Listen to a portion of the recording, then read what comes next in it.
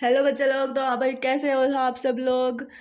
शायद सब, I hope सब अच्छे होंगे। तो आज हम जो अपना चैप्टर कर रहे हैं वो कर रहे हैं केमिस्ट्री का 11th क्लास का इक्विलिब्रियम।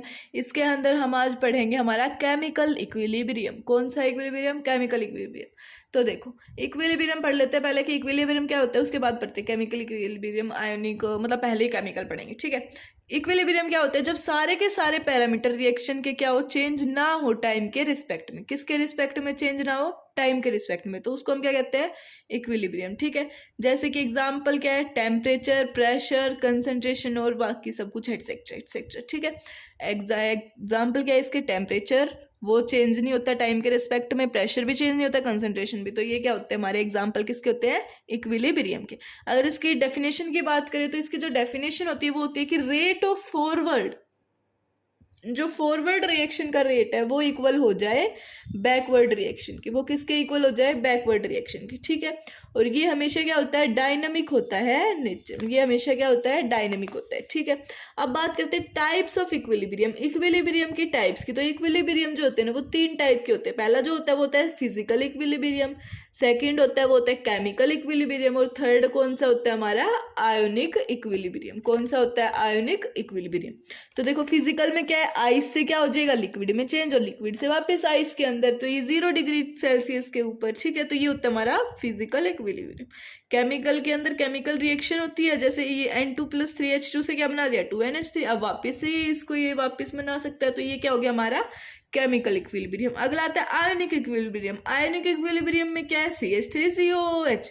ये क्या आयंस में टूट जाएगा? CH3COO minus plus H plus. तो ये हो गया हमारा आयोनिक इक्विलिब्रियम। आयोनिक इक्विलिब्रियम, ठीक है, ठीक है।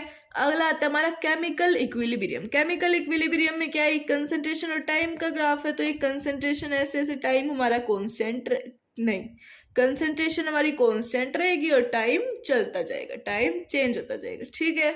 देखो ये एग्जांपल दे रखा है N2+3H2 गिव्स 2NH3, और NH3 ऑल्सो गिव्स N2+3H2, ठीक है। अब एक इंपॉर्टेंट चीज आती है कि laws of chemical equilibrium. Chemical equilibrium के लॉ क्या होते हैं? तो पहला होता है जो कंसेप्ट है इक्विलिब्रियम कांस्टेंट का, वो क्या है?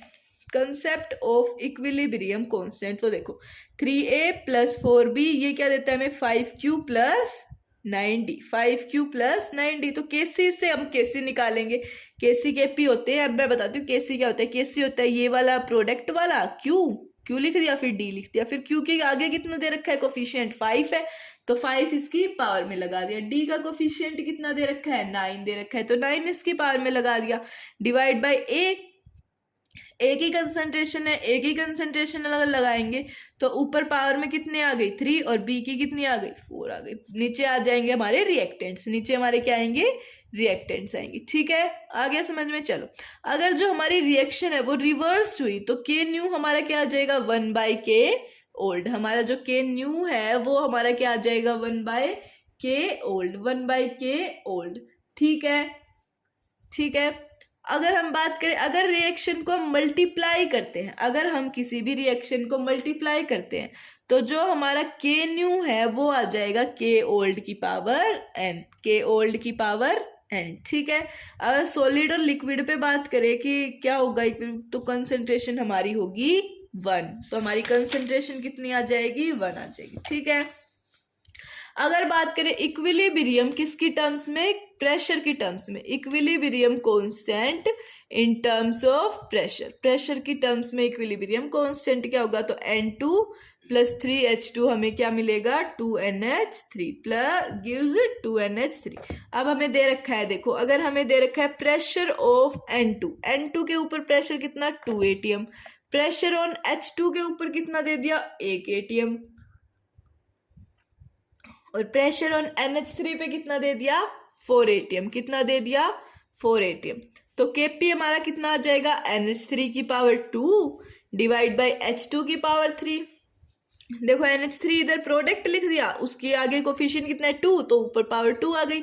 डिवाइड बाई H2 रिएक्टेंट नीचे लिख दिया, उसके बाद उसकी पावर कितनी है, मतलब उसका कोफिशिएंट कितना है? 3, तो पावर बाय 3 आ गई। फिर N2 है रिएक्टेंट में, N2 भी इसके मल्टीप्लाई में लिख दिया, तो इसके आगे कोफिशिएंट कितना है? 1, तो पावर में भी 1 लगा दिया, ठीक है।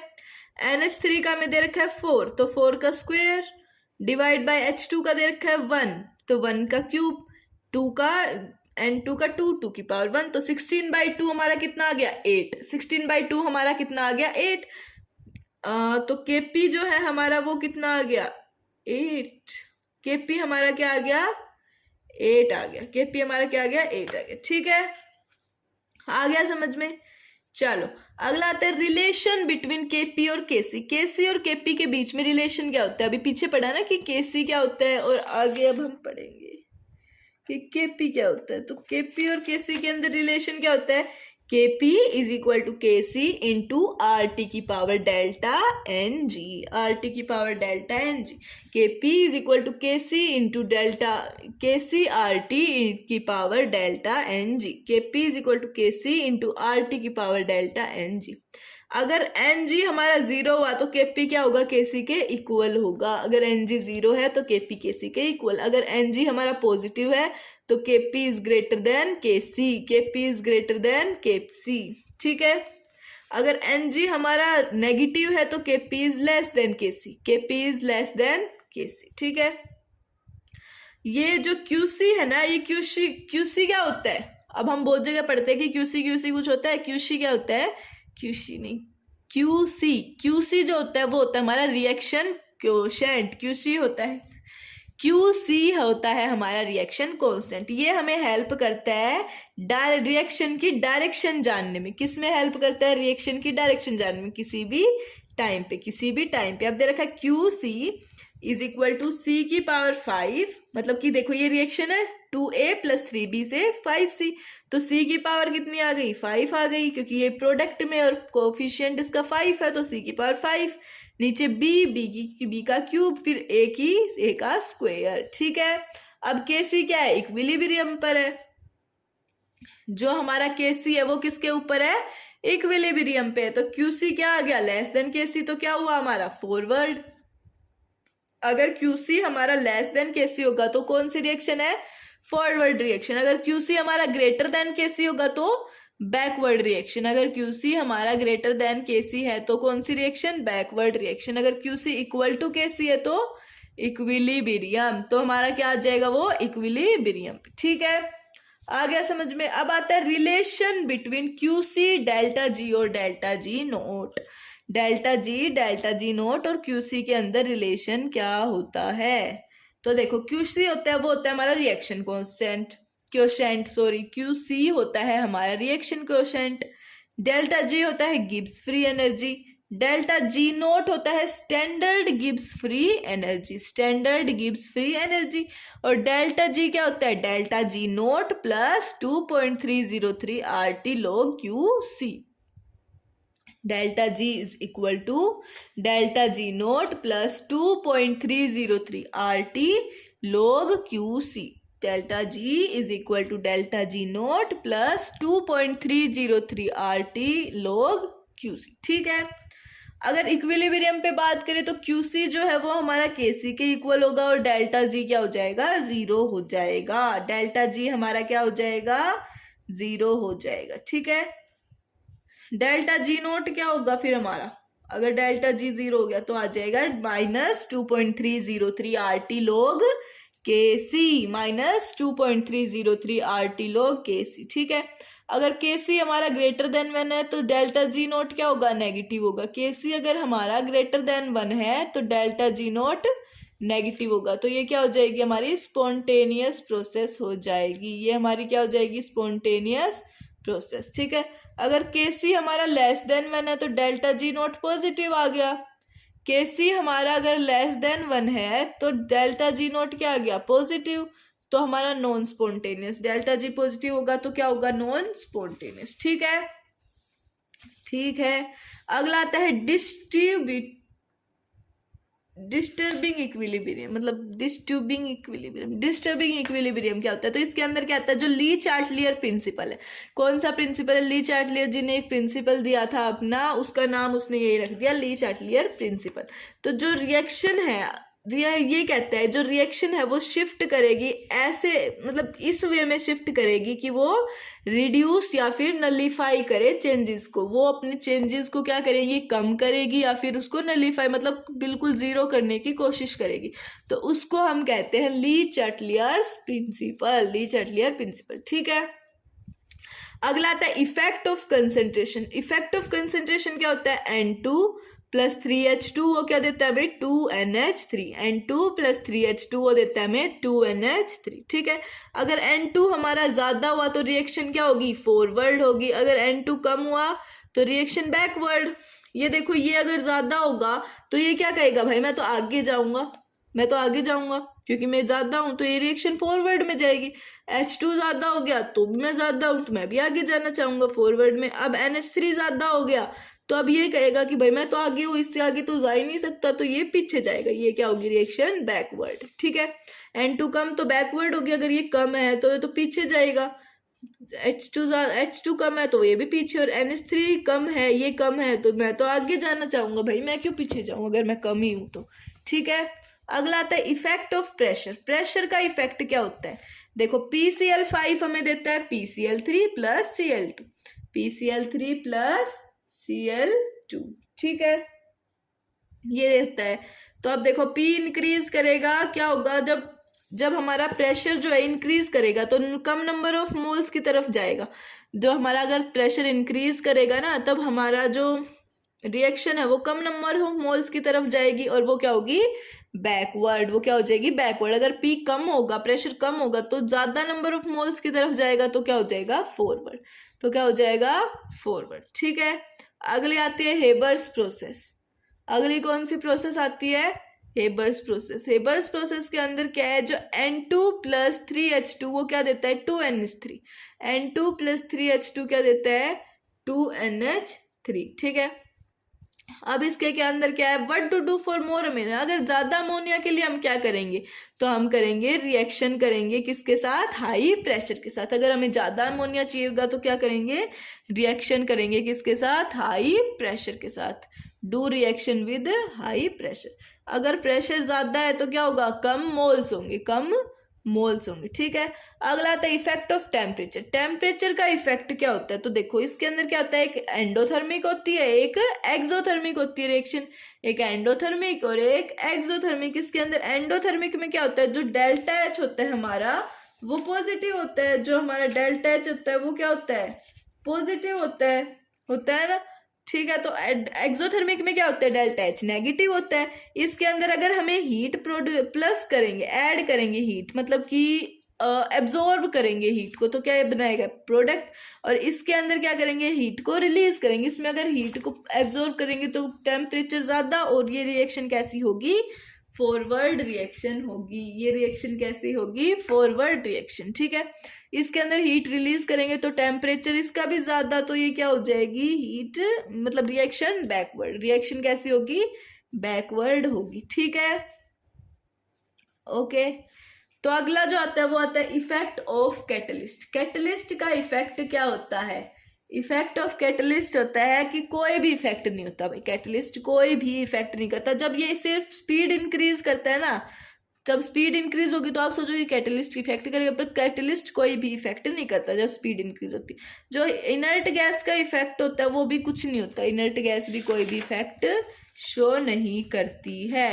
1 मिनट भाई, 1 मिनट। ठीक है, अगला जो हमारा कंसेप्ट आता है वो आता है एसिड बेस कंसेप्ट। वो कौन सा कंसेप्ट आता है, एसिड बेस कंसेप्ट। देखो एसिड बेस कंसेप्ट में 3 कंसेप्ट है हमारे, एक है अर्हेनियस कंसेप्ट, दूसरा है ब्रोंस्टीड लोवरी कंसेप्ट, और तीसरा है लुइस कंसेप्ट। कौन सा है, लुइस कंसेप्ट। तो देखो फर्स्ट है जिसको जो H+ दे एक्वस सॉल्यूशन में वो क्या होगा, एसिड होगा। जो हमें H+ देगा एक्वस सॉल्यूशन के अंदर वो क्या होगा, हमारा एसिड होगा। ठीक है, वो क्या होगा, एसिड होगा।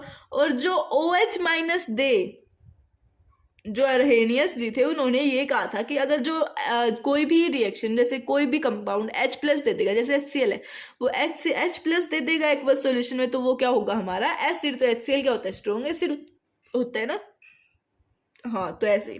ठीक है, वो क्या हो जाएगा, एसिड हो जाएगा। और जो OH- दे देगा, जैसे कि NaOH, NaOH क्या स्ट्रॉन्ग बेस है, स्ट्रॉन्ग है ना। हाँ, तो वो क्या हो जाएगा, हमारा बेस हो जाएगा। वो क्या होता है, बेस होगा, क्योंकि वो एक्वस सॉल्यूशन में क्या दे देगा, OH माइनस। ठीक है, अगला आता है ब्रोंस्टेड लोवरी कंसेप्ट। इसके अंदर क्या था, जो H प्लस दे, जो H प्लस दे वो क्या होगा, प्रोटोन। वो मतलब प्रोटोन दे दे कोई भी, तो वो हमारा एसिड, वो भी इसके अंदर भी यही था। जो H प्लस को ले, एक्सेप्ट करे, वो हमारा बेस, वो हमारा बेस। ठीक है, अगला आते हैं लुईस कंसेप्ट, जिसके अंदर जो इलेक्ट्रॉन पेयर को एक्सेप्ट करे वो तो हमारा एसिड होगा। जो इलेक्ट्रॉन पेयर को एक्सेप्ट करे वो हमारा क्या होगा, एसिड। और जो इलेक्ट्रॉन पेयर को डोनेट कर दे वो हमारा बेस होगा। जो इलेक्ट्रॉन पेयर को डोनेट कर दे वो हमारा बेस होगा। ठीक है, ठीक है। अगला आता है इलेक्ट्रोलाइट्स। इलेक्ट्रोलाइट्स में क्या होता है, NaCl, Na प्लस और Cl माइनस, Na प्लस और Cl माइनस। ठीक है, इलेक्ट्रोलाइट्स में देखो, पहला क्या है, वीक, दूसरा क्या है, स्ट्रॉन्ग। वीक के अंदर क्या होता है, ये कंप्लीटली ब्रेक नहीं होता। वीक के अंदर क्या होता है, कंप्लीटली ब्रेक नहीं होता। और स्ट्रॉन्ग के अंदर कंप्लीटली ब्रेक हो जाता है, और स्ट्रॉन्ग के अंदर कंप्लीटली ब्रेक हो जाता है। वीक में ये इक्विलिब्रियम में होगा और स्ट्रॉन्ग में इक्विलिब्रियम में नहीं होगा। देखो, कोई कंप्लीटली ब्रेक नहीं होगा तो वो क्या होगा, इक्विलिब्रियम में, और कोई कंप्लीटली ब्रेक हो जाएगा तो क्या होगा, वो इक्विलिब्रियम में नहीं होगा। इसमें उल्टा हो गया, देखो। ठीक है, अब आते हैं हम dissociation constant for weak acid. ये जो टॉपिक है, ये वाला इंपॉर्टेंट टॉपिक है, इससे क्वेश्चन आते हैं जेईई के अंदर। तो क्या है, देखो, dissociation constant for weak acid. Weak acid के लिए डिसोसिएशन कांस्टेंट, तो देखो वीक एसिड के लिए क्या है, देखो वीक एसिड हमारा एक है CH3COOH प्लस, CH3COO माइनस और H प्लस। तो देखो CH3COOH H प्लस देगा और ये CH3COO माइनस देगा। तो C इधर, T अगर 0 है हमारा, टाइम 0 पे यहाँ पे C हो गया, मतलब मान लिया कुछ भी, कंसंट्रेशन हमारी C होगी, यहाँ पे 0, यहाँ पे 0, यहाँ पे कितनी होगी फिर, C minus C alpha, time T के ऊपर C माइनस C अल्फा, यहाँ पे C alpha, C alpha. Alpha जो है हमारा क्या है, dissociation, degree of dissociation. Alpha हमारी है डिग्री ऑफ डिसोसिएशन। तो अब हमारा Ka क्या आ गया प्रोडक्ट में, C alpha into C alpha divide by C minus C alpha. अब ये क्या हो गया, C स्क्वायर अल्फा स्क्वायर, इसमें से C कॉमन ले लिया मैंने, तो C into 1 minus alpha, C alpha square divide by 1 minus alpha divide by 1 minus alpha. ठीक है, अब बात करें कि Ka क्या होता है। Ka जो है वो है हमारा C alpha square, C alpha square. Kb क्या होता है हमारा, Kb भी होता है C अल्फा स्क्वायर। Kb भी हमारा क्या होता है, C अल्फा स्क्वायर। ये क्यों हुआ, क्योंकि हमारा जो डिसोसिएशन है वो क्या हो गया, बहुत ज्यादा छोटा हो गया, बहुत ज्यादा छोटा हो गया। तो ये अल्फा है, ये बहुत ज्यादा छोटा हो गया, तो ये बस ये खत्म हो जाएगा, इसको हम नेग्लेक्ट कर देंगे, तो बचा सिर्फ नीचे 1। नीचे क्या बचा, 1, तो K हमारा आ गया C alpha square, C alpha square. ठीक है, चलो अगली बात करते हैं dissociation constant for polyprotic acid. Polyprotic acid के लिए डिसोसिएशन कांस्टेंट क्या होगा, तो देखो H3PO4 क्या देता है हमें, H plus plus H2PO4 minus, H3PO4 H plus plus H2PO4 minus, ये क्या हो गया K1, H2PO4 माइनस 1 क्या हो गया, H plus plus HPO4 2 minus, H2PO4 minus 1 क्या हो गया, H plus plus HPO4 2 minus. ठीक है, तो ये क्या हो गया, इसका क्या हो गया, ये K2, डिसोसिएशन कांस्टेंट इसका क्या हो गया K2। और फिर इसके बाद मतलब इन वालों का ही करते रहेंगे कि H3PO4 का ये बन गया H2PO4 माइनस 1। अब इस वाले का करेंगे तो H2PO4 माइनस 1 से क्या बना दिया, H प्लस और HPO4 2 माइनस बना दिया। अब वापस से इसको करेंगे तो ये 3 माइनस बना देगा। तो अब जो हमारा K नेट आएगा वो आएगा K1 into K2 into K3, K1 into K2 into K3। K1 is greater then K2 is greater then K3। Learn, मतलब इसको याद कर लेना। ठीक है, इसको याद कर लेना। अब जो हमारा अगला टॉपिक आता है वो आता है pH। वो क्या आता है हमारा pH। pH के अंदर देखो P is equal to minus log bracket, बस आपको ये याद करना है, ये अच्छे से याद कर लो, P is equal to minus log of bracket.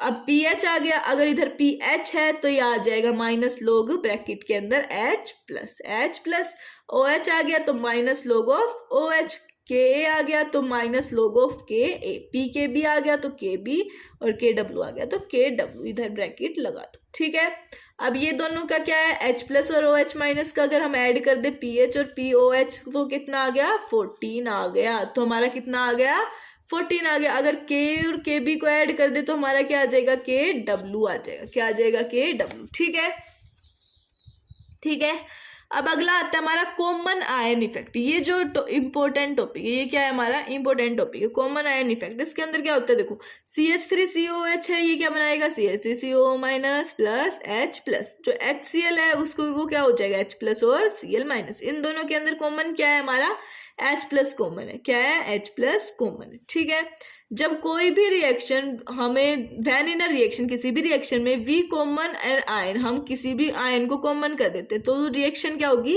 Backward direction में जाएगी। वो रिएक्शन हमारी किस में जाएगी, बैकवर्ड डायरेक्शन के अंदर जाएगी। ठीक है, अब क्वेश्चन आता है, देखो NH4OH ये हमें देगा, ये क्या बनाएगा, NH4 plus plus OH minus, NH4 plus plus OH minus. अब क्या होगा, जब रिएक्शन है, रिएक्शन के अंदर हम NH4 plus Cl minus add कर देंगे। अगर हम रिएक्शन के अंदर NH4 plus Cl minus add कर देंगे, अब देखो ये ऐड करेंगे तो क्या होगा, NH4 प्लस आयन होगा, तो इसके अंदर भी NH4 same common ion add कर दिए तो क्या होगी, रिएक्शन बैकवर्ड डायरेक्शन के अंदर होगी। रिएक्शन हमारी किस में होगी, बैकवर्ड डायरेक्शन में। ठीक है, आ गया समझ में। अब हम आते हैं अपने साल्ट हाइड्रोलिसिस के ऊपर। किसके ऊपर, सोल्ट हाइड्रोलिसिस पे। सोल्ट हाइड्रोलिसिस के अंदर क्या है, जब हम मिक्स करते हैं एसिड को और बेस को, व्हेन वी मिक्स एसिड और बेस, एसिड और बेस को मिक्स करते हैं तो देखो फर्स्ट क्या होता है, सोल्ट ऑफ वीक एसिड और स्ट्रॉन्ग बेस को मिक्स करेंगे। किसको मिक्स करेंगे, वीक एसिड को और स्ट्रॉन्ग बेस को। किसको, वीक एसिड और स्ट्रॉन्ग बेस।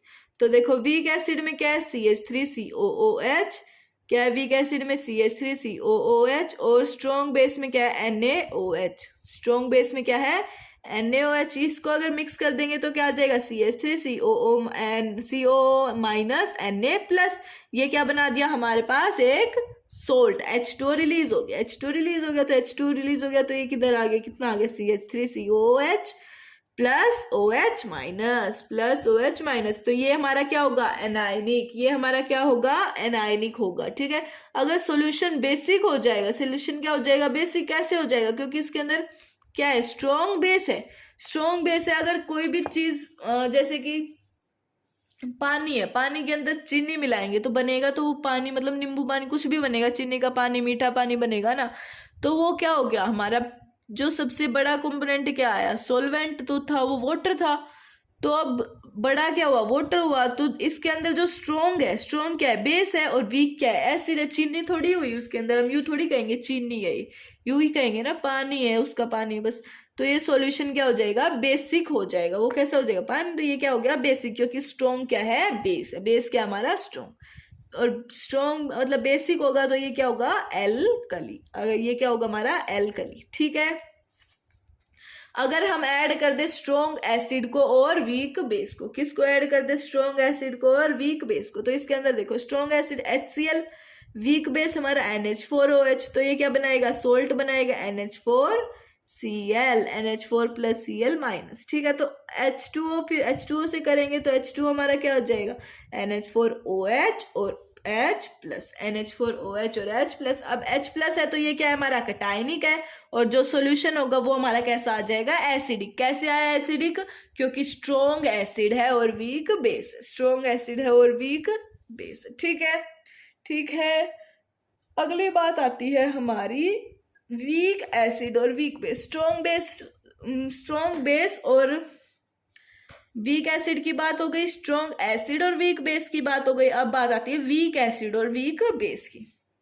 तो देखो CH3COOH हमारा वीक एसिड है और NH4OH हमारा क्या है, वीक बेस है। वीक बेस है तो ये बनाएगा सोल्ट, और ये सोल्ट क्या होगा, ऑलमोस्ट न्यूट्रल होगा। ये क्या होगा, सोल्ट ऑलमोस्ट क्या होगा, न्यूट्रल होगा। ये अनायनिक भी हो सकता है और कैटायनिक भी हो सकता है, अनायनिक भी हो सकता है और कैटायनिक। ठीक है, आ गया समझ में? चलो अगला जो हमारा टॉपिक आता है वो आता है बफर सॉल्यूशन। बफर सॉल्यूशन क्या होता है? ऐसा सॉल्यूशन जो रोके, solution which resist the change in pH value when small amount of acid और बेस एडेड। देखो कोई भी स्मॉल अमाउंट ऑफ एसिड और बेस को ऐड करते हैं हम किसी भी पीएच के अंदर, पीएच के अंदर चेंज होगा तो उसको क्या करता है? रोकता है ये। जैसे कि बफर सॉल्यूशन हमारी बॉडी के अंदर होता है, जैसे हम किसी भी छोटे मोटे एसिड को या बेस को कंज्यूम कर ले तो जो पीएच की वैल्यू बढ़ने से रोकता है वो क्या होता है? Buffer solution. वो क्या होता है? पीएच को चेंज होने से रोकता है। ठीक है, जैसे कि एग्जाम्पल है ब्लड और यूरिन। जैसे एग्जाम्पल है ब्लड और यूरिन, ब्लड के अंदर भी और यूरिन के अंदर भी। ठीक है, अब बात करते हैं हम एसिडिक बफर सॉल्यूशन की। एसिडिक बफर सॉल्यूशन क्या होता है हमारा?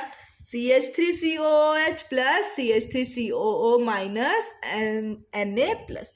CH3COOH क्या होता है हमारा? Weak acid. CH3COO minus Na plus क्या होता है? Salt of weak acid with strong base. Weak acid का सोल्ट किसके साथ? स्ट्रॉन्ग बेस के साथ। तो ये क्या बना देगा? CH3COOH plus NaOH। CH3COOH plus NaOH। ठीक है, हो गया एसिडिक बफर सॉल्यूशन। अगला आता है हमारा बेसिक बफर सॉल्यूशन। कौन सा? Basic buffer solution. इसके अंदर क्या है? NH4OH plus NH4Cl। NH4OH plus NH4Cl। NH4OH क्या है? वीक बेस है। NH4OH क्या है हमारा? वीक बेस है। और NH4Cl क्या है? Salt of weak base with strong acid. किसका सोल्ट? वीक बेस का स्ट्रॉन्ग किसके साथ? स्ट्रॉन्ग एसिड के साथ। किसके साथ? स्ट्रॉन्ग एसिड के साथ। तो ये हमारा हो गया NH4OH प्लस HCl। ठीक है, ये होता है हमारा बफर सॉल्यूशन। ये हमारा क्या होता है? Buffer solution. ठीक है, चलो अगला आता है neutral buffer solution. Neutral buffer solution क्या होता है? वो होता है वीक एसिड को हम किसके अंदर प्लस कर देंगे? वीक बेस में। वीक एसिड को किस में ऐड करेंगे? वीक बेस में। तो उसको हम कहते हैं न्यूट्रल बफर सॉल्यूशन। ओके, जो नेक्स्ट टॉपिक है वो है सोल्यूबिलिटी। सोल्यूबिलिटी क्या होता है? Solubility product KSP। KSP कहते हैं इसको। देखो जो इसके अंदर क्या होता है? घुलती है चीज, सोल्यूबल होती है अंदर। सोल्यूबिलिटी ऐसी प्रॉपर्टी है जो चीजों को क्या होती है? सोल्यूबल करती है। देखो AB क्या हो जाएगा? AB से क्या बनेगा? A प्लस और B माइनस। तो इसका KSP क्या होगा? A प्लस 1 और B माइनस की पावर 1, क्योंकि इनका कोफिशिएंट कितने कितने हैं? 1 1 है। ठीक है, AB2 A plus plus 2B minus, तो A की पावर 1 और B की पावर 2, B की पावर 2। ठीक है, AB3 में क्या हो जाएगा? A plus plus 3B plus 3B minus 1, तो A की पावर 1 और B की पावर 3, B की पावर 3। ठीक है, अगला आता है A2B3। A2B3 क्या हो जाएगा? इसके अंदर हमारी जो KSP है वो क्या हो जाएगी? तो देखो KSP क्या हो जाएगी इसके अंदर? 2A plus plus 3AB minus, तो A की पावर कितनी आ गई? 2 और B की पावर 3 आ गई। B की पावर ये आ गई 3। ठीक है, आ गया समझ में? अब देखो जो हमारा KIP है, अगर KSP से बड़ा हुआ, अगर हमारा KIP KSP से बड़ा हुआ तो प्रेसिपिटेशन क्या होगा? अक्कर होगा, प्रेसिपिटेशन होगा। अगर KIP कम हुआ KSP से तो कोई भी प्रेसिपिटेशन नहीं होगा, कोई भी प्रेसिपिटेशन नहीं होगा। अगर KIP इक्वल हुआ KSP के तो सॉल्यूशन क्या होगा हमारा? सैचुरेटेड को, नो डिजोल्व और नो ब्रेकडाउन। नो डिजोल्व और नो ब्रेकडाउन, सॉल्यूशन क्या होगा हमारा? सैचुरेटेड। ठीक है, इसी के साथ हमारा जो ये चैप्टर है वो खत्म हो गया है। इक्विलिब्रियम मतलब केमिकल इक्विलिब्रियम खत्म हो गया है।